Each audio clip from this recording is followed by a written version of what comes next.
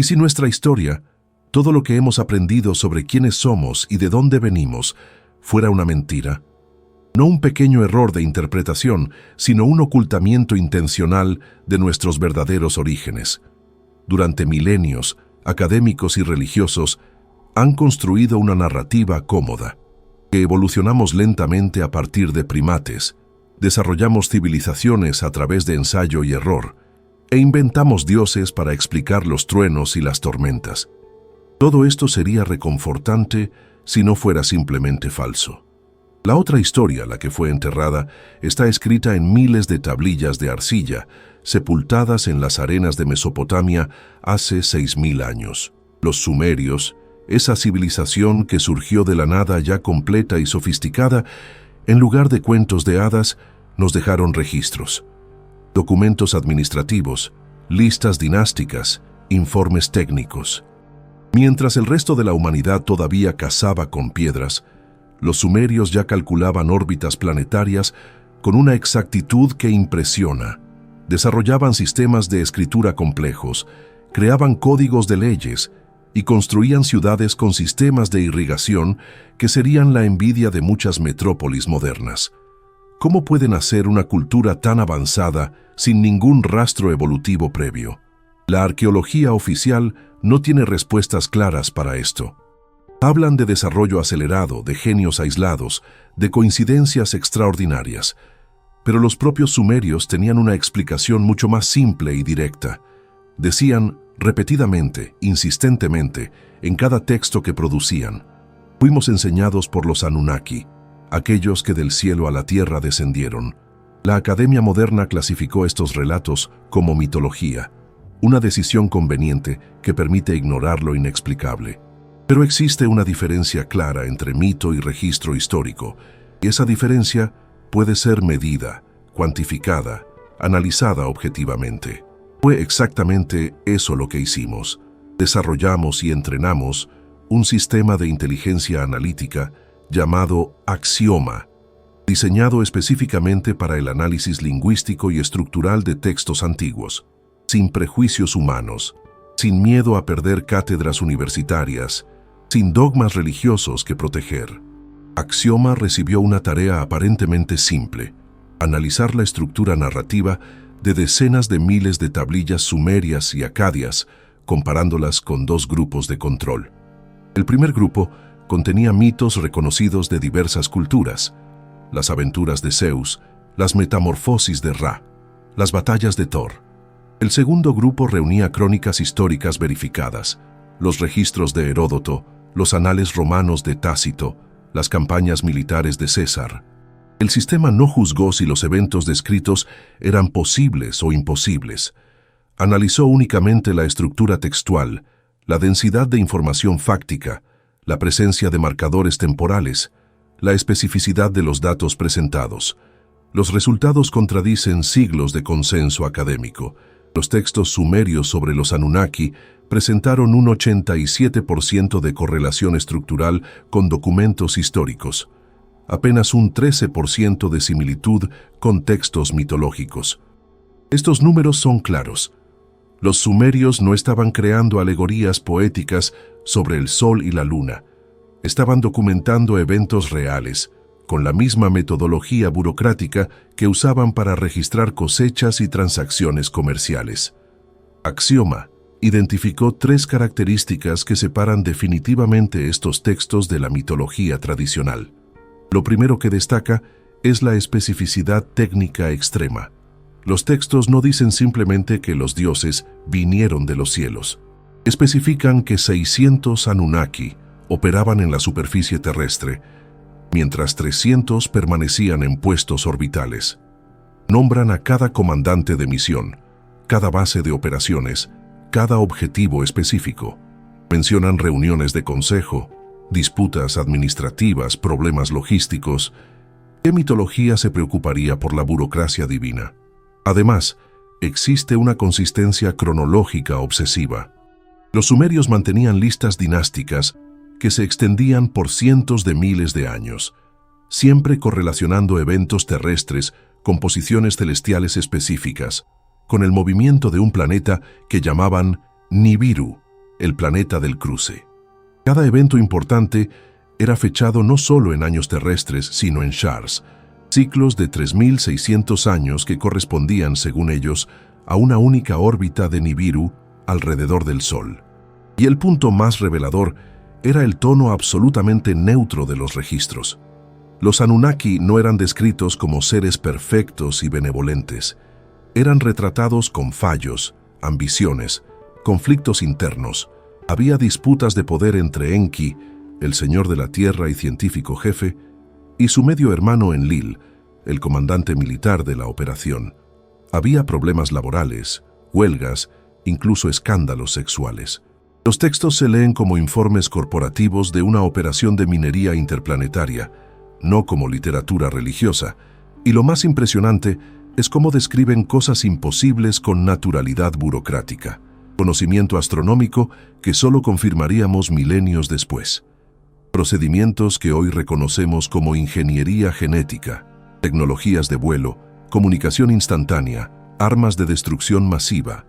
Los sumerios fueron los más grandes escritores de ciencia ficción de la historia, anticipándose a Julio Verne por 5.000 años, o simplemente estaban transcribiendo lo que veían y oían.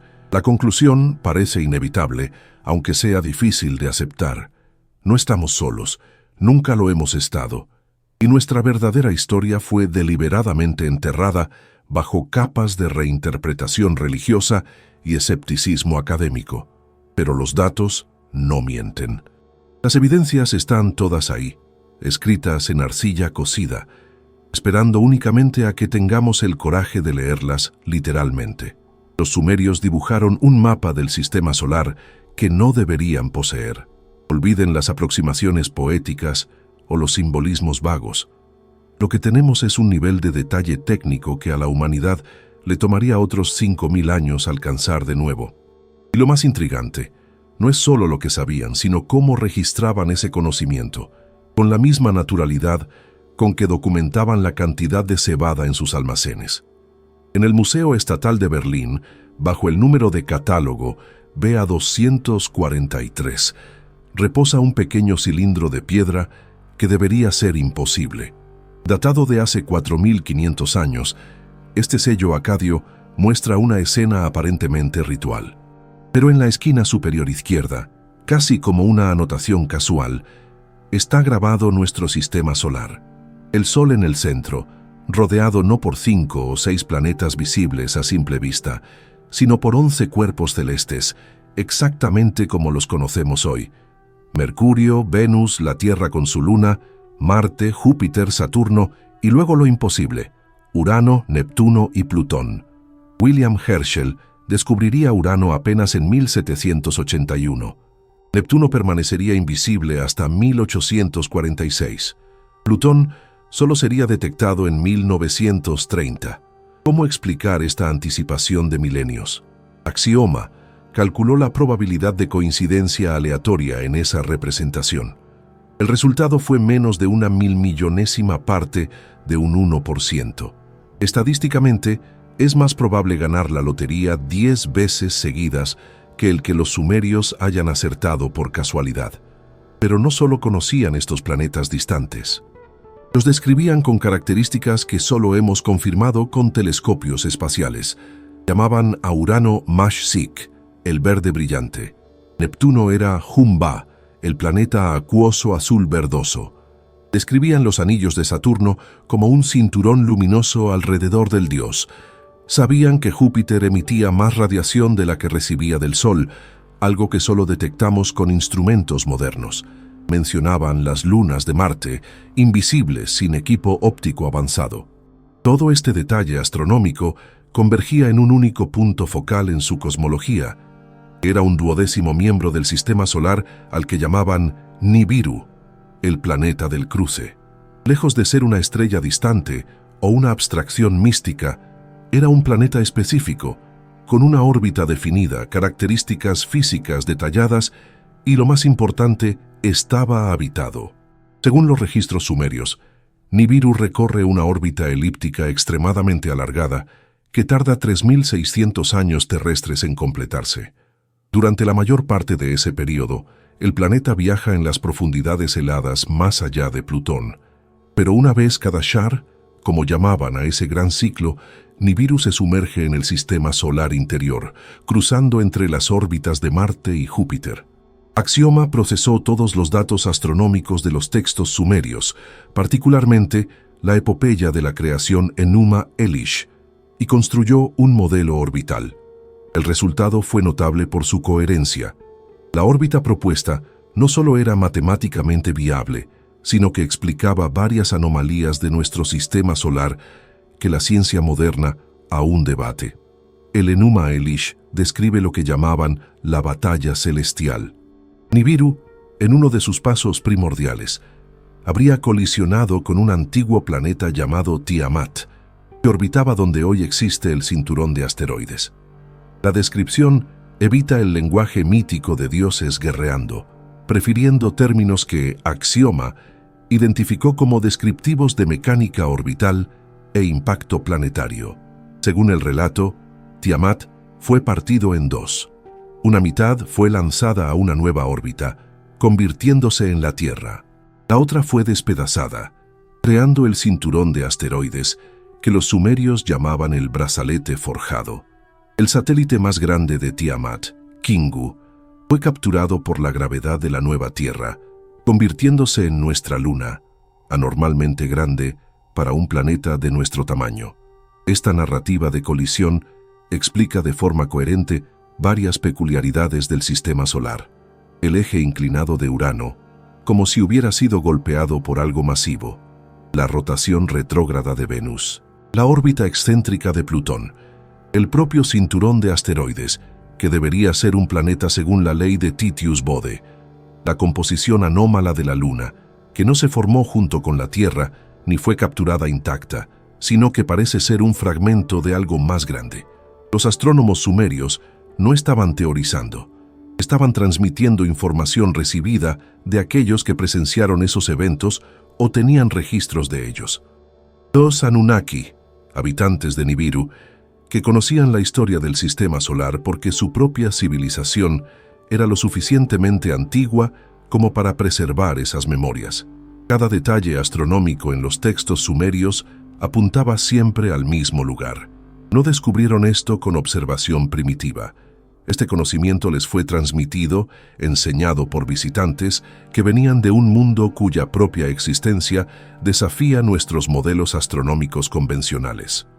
Un mundo que regresa periódicamente, siguiendo las leyes inmutables de la gravedad y del momento angular. Y si los sumerios estaban en lo cierto sobre la astronomía, si cada detalle sobre planetas distantes demostró ser verdadero, ¿por qué dudaríamos cuando nos dicen exactamente quiénes eran los Anunnaki y por qué vinieron a la Tierra? ¿Te está gustando este relato? Dale me gusta al video y suscríbete al canal. Esto será una bendición para nosotros. Realmente necesitamos tu ayuda. La respuesta al mayor misterio de la presencia alienígena en la Tierra no estaba escrita en las estrellas, sino en las entrañas de nuestro planeta.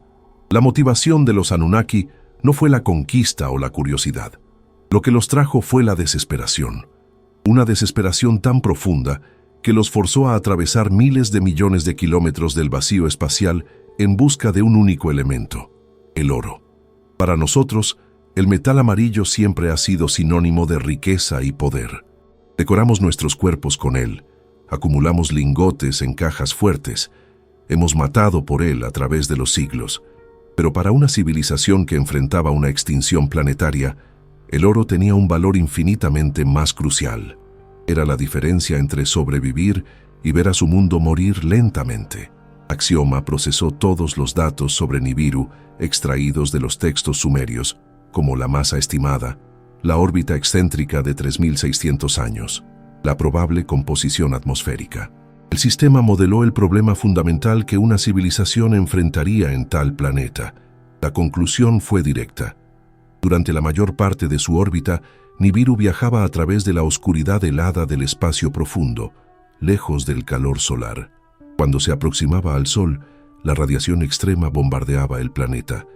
Este ciclo implacable estaba destruyendo la atmósfera de Nibiru, molécula por molécula, soplándola hacia el vacío. La solución que Axioma identificó parece salida de la ciencia ficción, pero es científicamente plausible. Partículas microscópicas de oro, dispersas en la estratosfera, crearían un escudo reflectante perfecto. El oro no se oxida, no reacciona químicamente con otros elementos atmosféricos, y sus propiedades únicas de reflexión de la radiación lo hacen ideal para este propósito.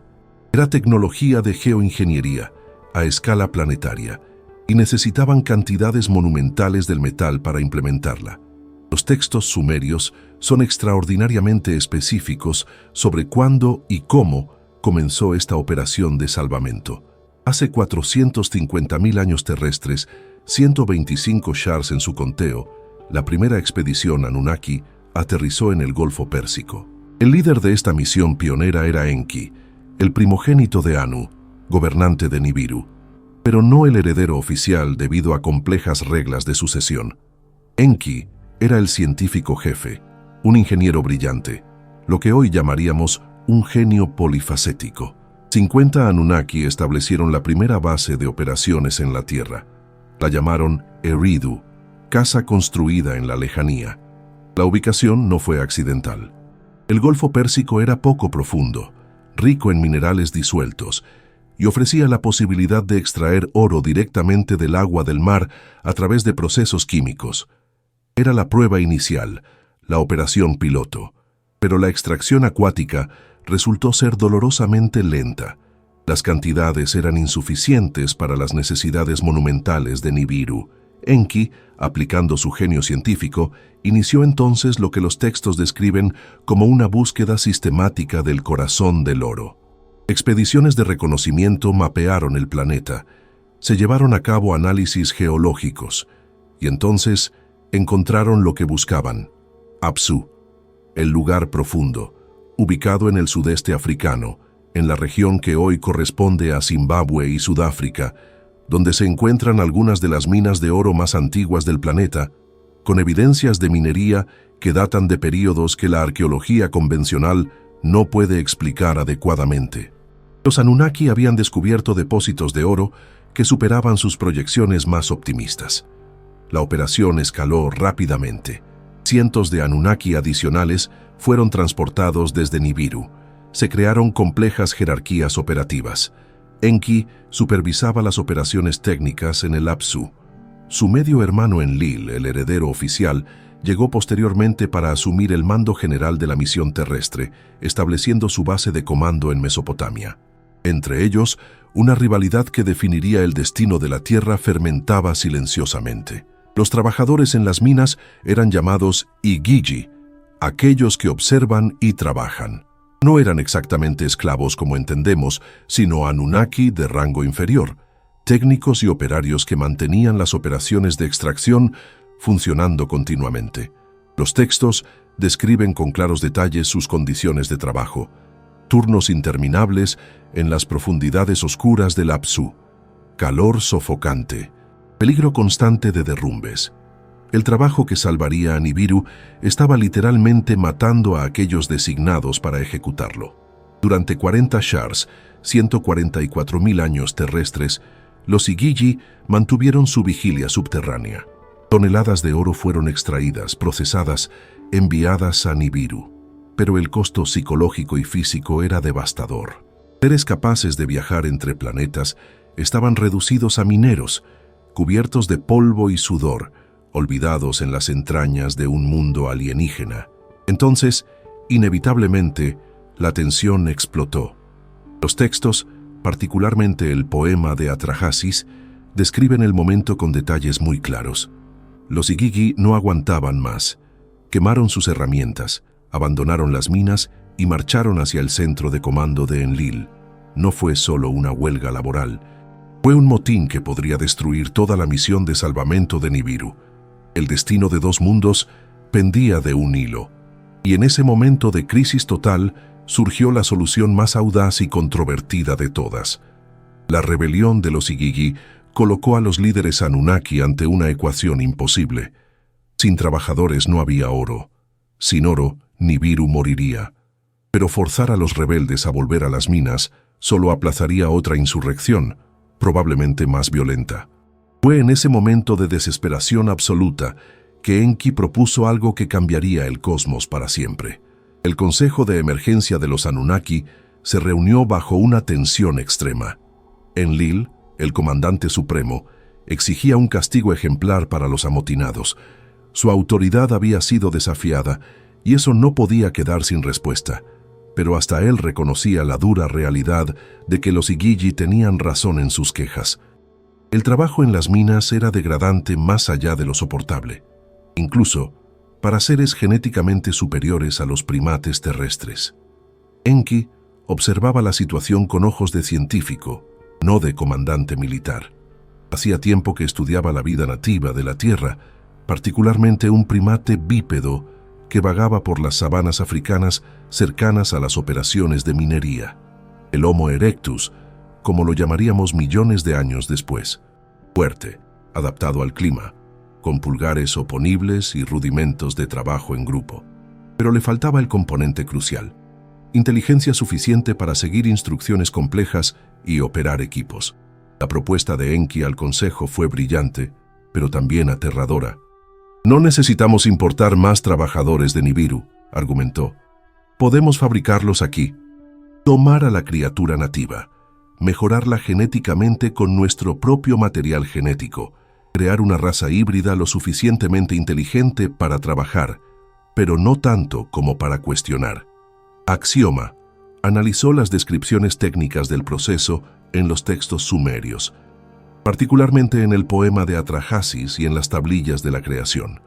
Lo que emerge es un protocolo detallado de ingeniería genética descrito en términos que una civilización sin microscopios podía articular, y no el lenguaje místico sobre dioses moldeando barro.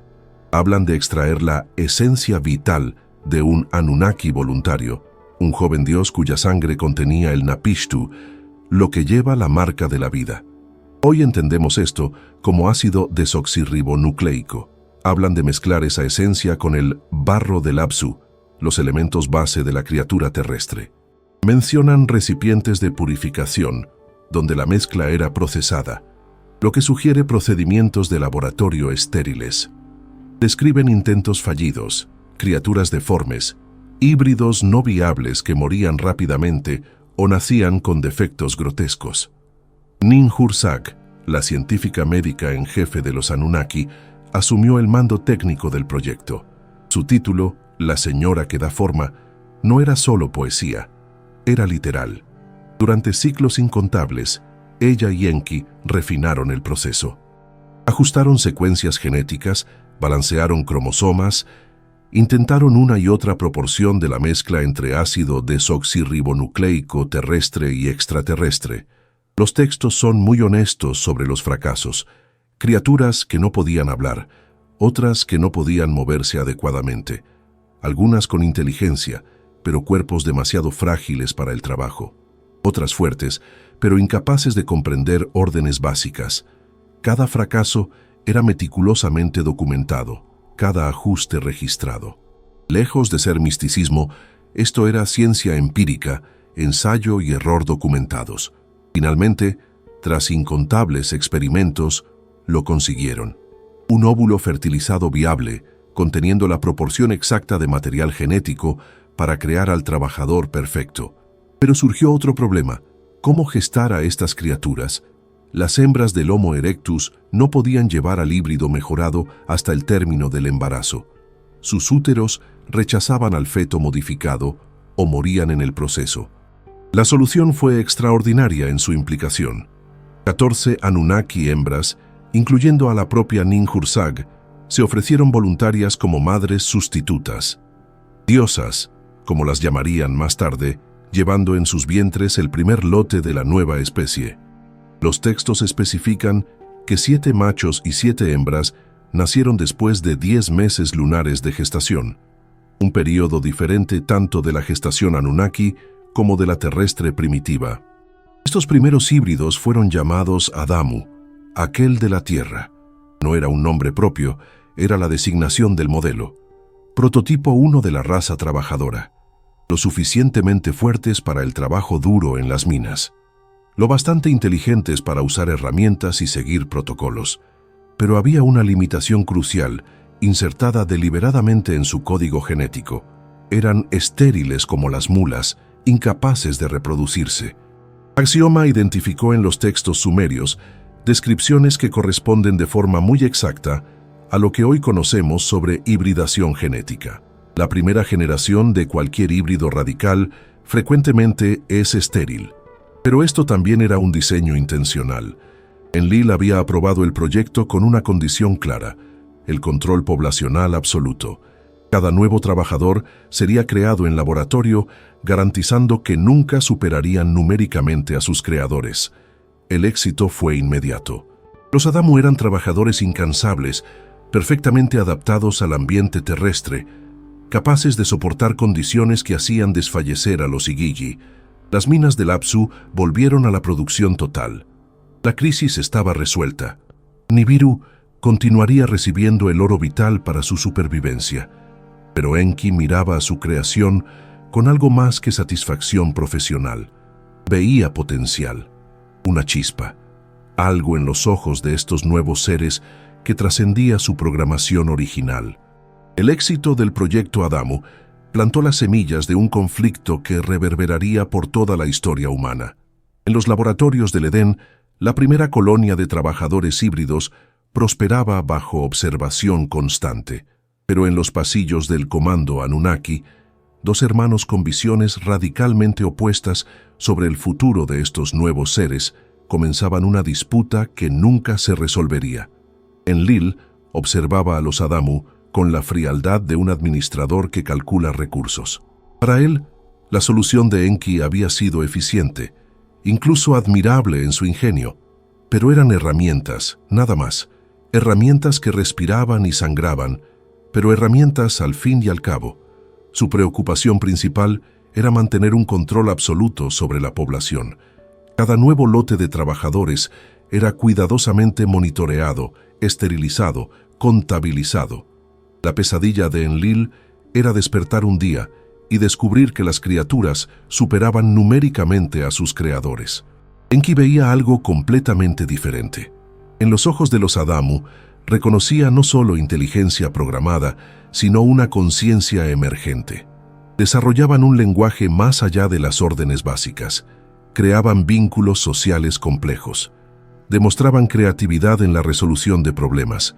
Algunos incluso mostraban señales de lo que solo podría describirse como contemplación, mirando a las estrellas con la misma perplejidad que sus creadores una vez sintieron. Axioma identificó en los textos sumerios un patrón consistente de sabotaje sistemático que Enki perpetraba contra las directrices de su hermano. Pequeñas modificaciones no autorizadas en el código genético de nuevos lotes. Trabajadores que demostraban capacidades no especificadas en el diseño original. Era una guerrilla genética, librada a escala microscópica, en los núcleos de las células. El punto de ruptura llegó cuando Enki tomó su decisión más audaz. Los textos describen el evento a través de múltiples metáforas, pero Axioma logró extraer el significado técnico consistente.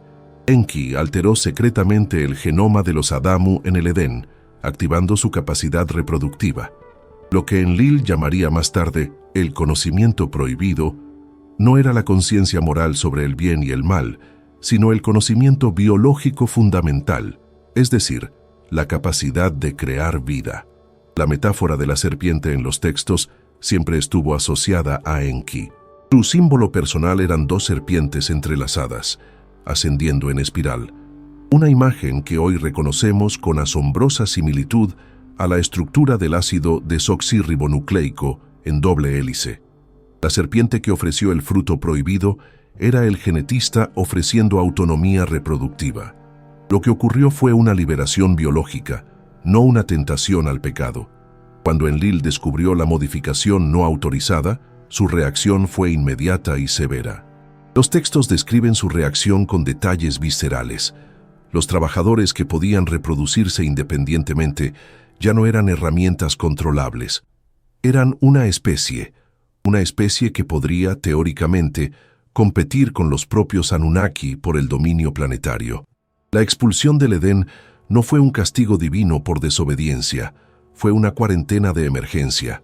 Enlil ordenó la evacuación inmediata de todos los Adamu modificados de las instalaciones controladas. Fueron desterrados a las tierras salvajes, forzados a sobrevivir por su cuenta, sin acceso a la tecnología o protección Anunnaki, que murieran de hambre, sed o por los depredadores. El problema se resolvería solo, calculaba Enlil. Pero Enki continuó su intervención clandestina. Enseñó secretamente a los primeros grupos de humanos expulsados técnicas de agricultura, irrigación, domesticación de animales. Conocimientos que los textos describen como dones divinos eran en realidad un programa de supervivencia de emergencia, transmitido por un creador que se negaba a abandonar a su creación. La humanidad no solo sobrevivió, sino que floreció. En pocas generaciones se esparcieron por Mesopotamia, multiplicándose exponencialmente. Desarrollaron idiomas, culturas, incluso rudimentos de tecnología propia. La peor pesadilla de Enlil se estaba materializando ante sus ojos. El episodio de la Torre de Babel representa otro asalto en esta guerra fraternal. Axioma identificó en los textos originales descripciones de humanos intentando construir no solo una torre, sino lo que llamaban un Shem, término tradicionalmente mal traducido como nombre o monumento.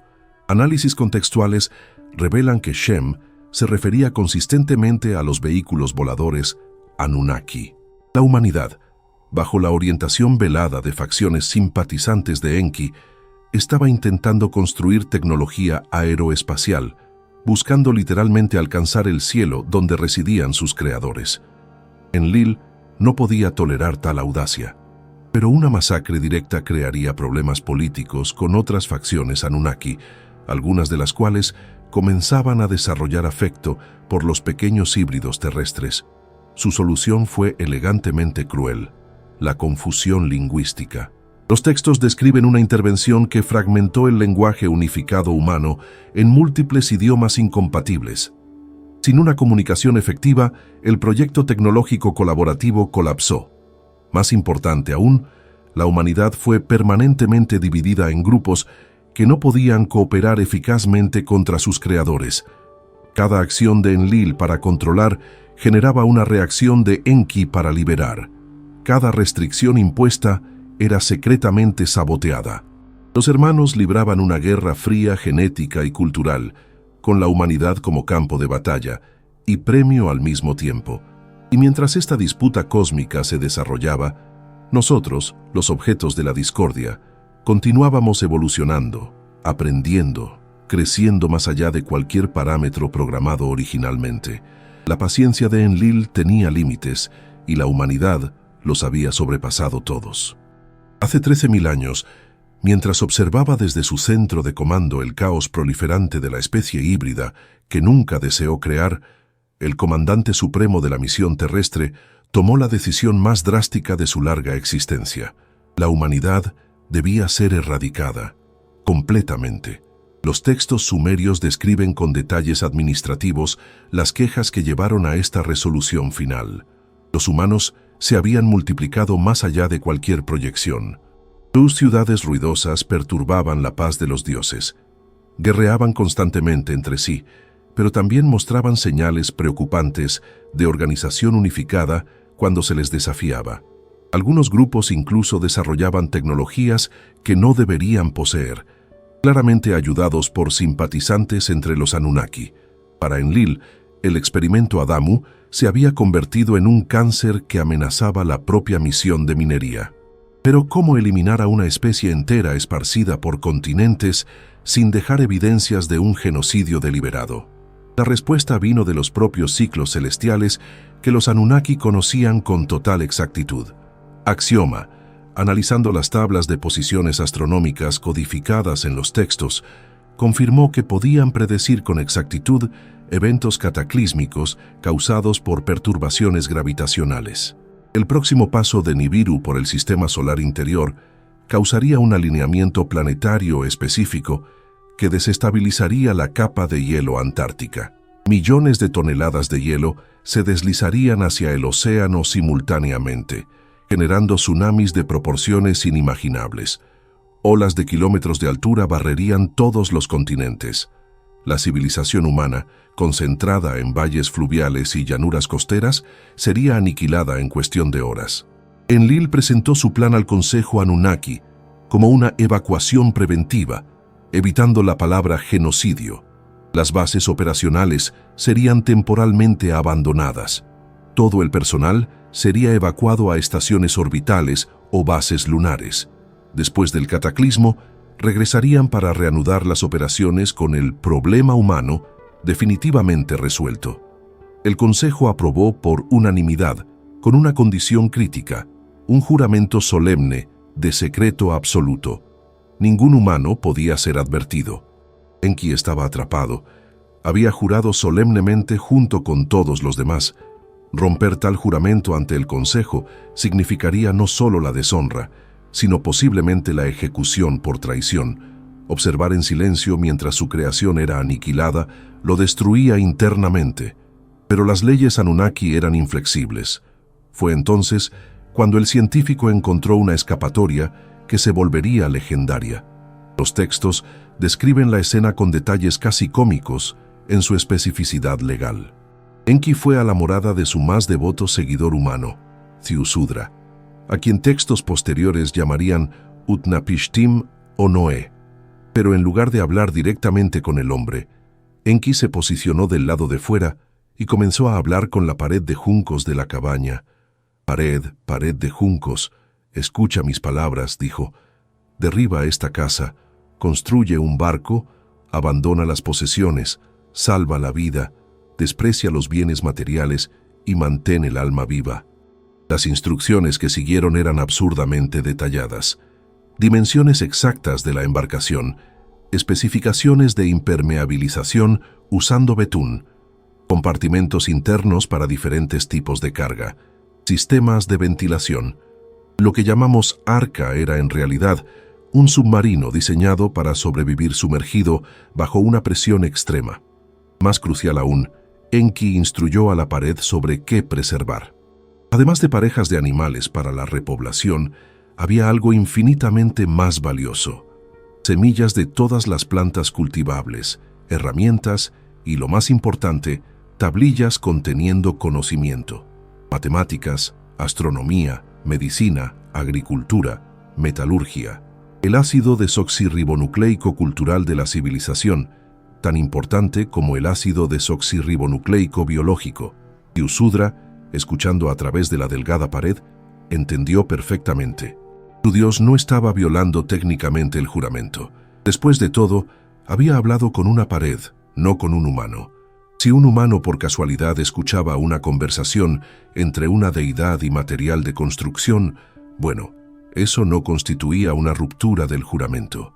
Cuando las aguas llegaron, fueron exactamente como los modelos Anunnaki habían previsto. Los textos describen el horror con una intensidad que trasciende milenios. Una oscuridad total cubrió la tierra. Vientos superiores a cualquier huracán moderno. El agua subiendo inexorablemente, engullendo montañas. Incluso los propios Anunnaki, observando desde una órbita segura, quedaron aterrorizados por la magnitud de la destrucción. Algunos textos mencionan a dioses llorando, arrepentidos, especialmente las diosas que habían servido como madres sustitutas para los primeros humanos. 7 días y 7 noches, el diluvio devastó. Cuando finalmente retrocedió, la tierra era irreconocible. Civilizaciones enteras habían sido borradas, millones de años de evolución cultural destruidos. Pero en medio de la desolación, sobre la cima del monte Nisir, una embarcación bituminosa descansaba. La humanidad, por un hilo, había sobrevivido.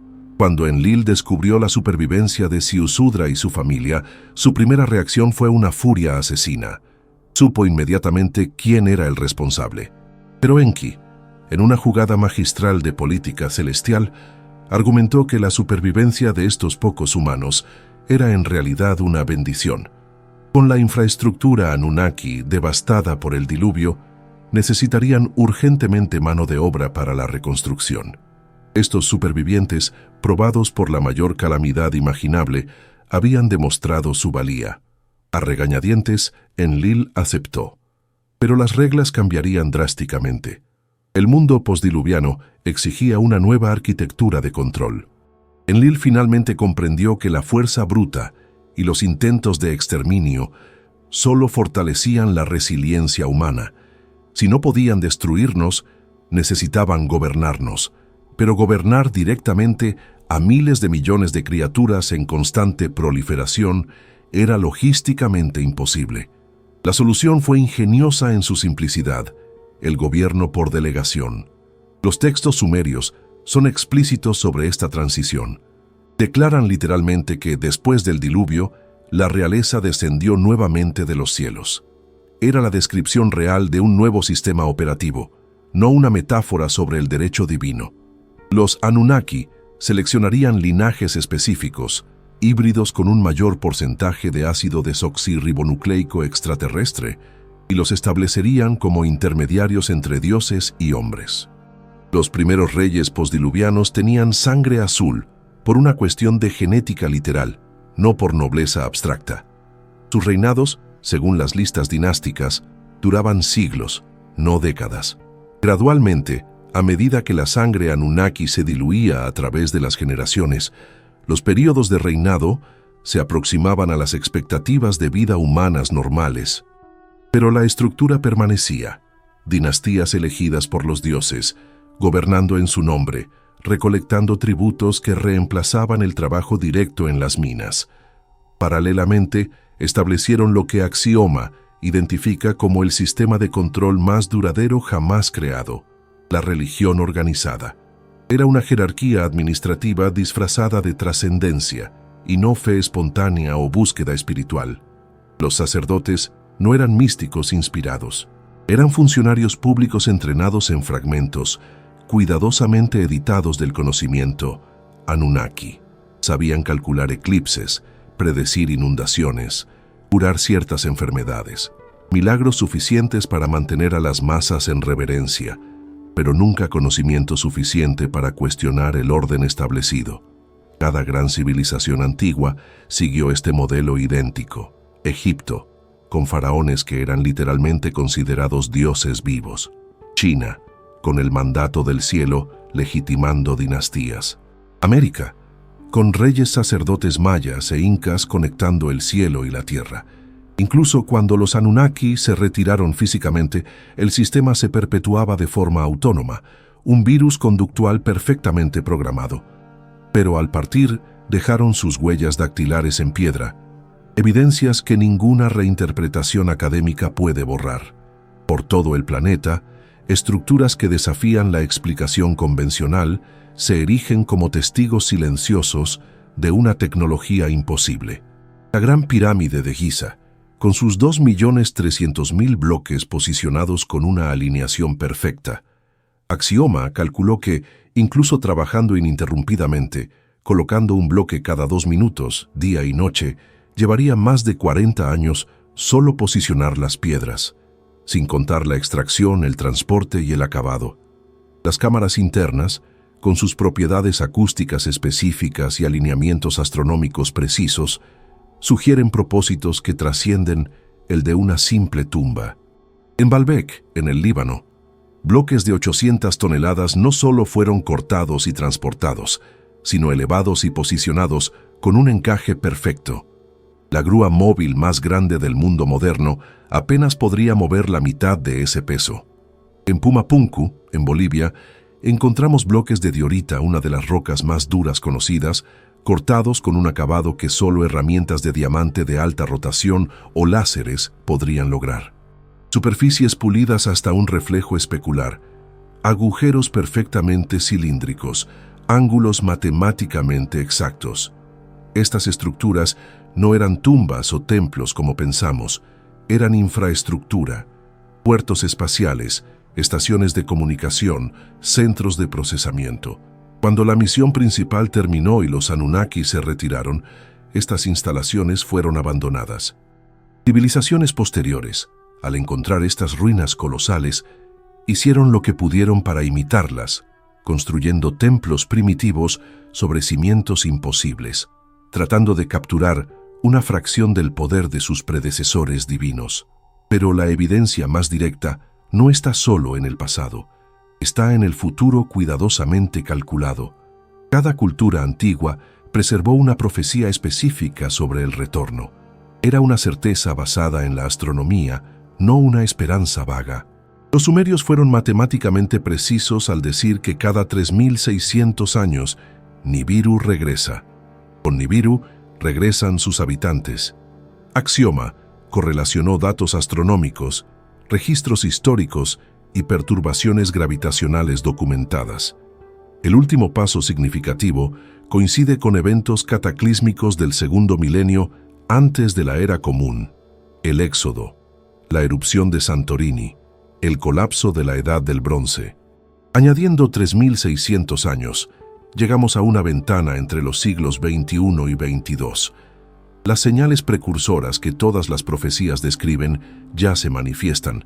Conflictos globales que se intensifican, cambios climáticos extremos, la tecnología avanzando exponencialmente, como si fuéramos impulsados subconscientemente a prepararnos. El propio descubrimiento y traducción de los textos sumerios en el último siglo y medio parece sincronizado, como si fuera hora de recordar. Cuando regresen, ¿qué encontrarán? Una especie que finalmente ha decodificado su propio origen, que reconoce la sangre divina, literal, corriendo por sus venas, o fragmentos beligerantes de un experimento fallido, todavía adorando sombras distorsionadas de memorias mal comprendidas. La respuesta no está escrita en las estrellas ni en las antiguas tablillas. Se está escribiendo ahora, en cada elección que hacemos. Permanecer divididos o reconocer nuestro origen común. Aceptar la servidumbre o reclamar nuestra herencia híbrida.